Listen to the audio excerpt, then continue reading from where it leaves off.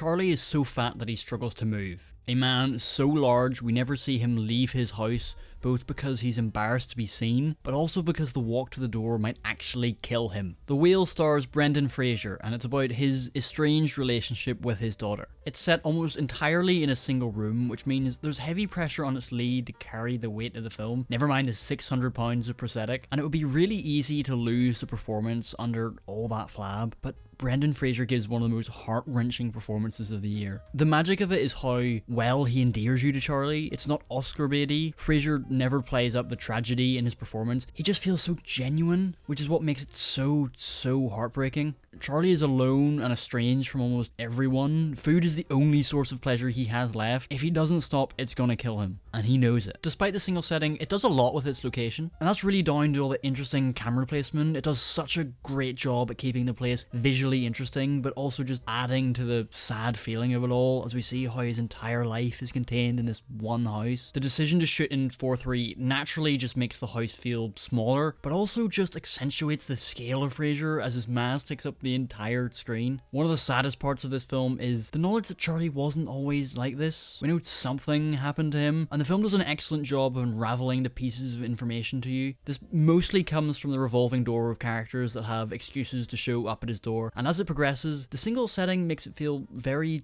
stage-like, which is no bad thing, but it sometimes feels like it's running out of excuses to get the characters into the house at the specific time they need to be there. But even if their excuses don't feel entirely natural, the scenes themselves have so much to chew on. A lot of what's talked about are past events we don't see, so it gives the film a very reflective quality. At times it almost reminded me of A Christmas Carol, as the various characters come to Charlie and deal with a very specific relationship with him. With a lot of these characters, you can't help but just feel they got really unlucky, and in some ways the film touches upon how you can only really play the hand you're dealt in life, but the real meat and potatoes comes from the relationship between Fraser and his daughter, played by Sadie Sink. She's flunking out of school, holds her dad in pure disdain, and is honestly horrified at the sight of him. It's a really complicated relationship, and look, Fraser has been getting all the praise for his performance in this film, rightly so, but Sadie Sink really shines here as well. If her performance here is anything to go by, she'll hopefully go on to really big things. There's a running mention of Moby Dick in this film, which obviously connects to the title. Now,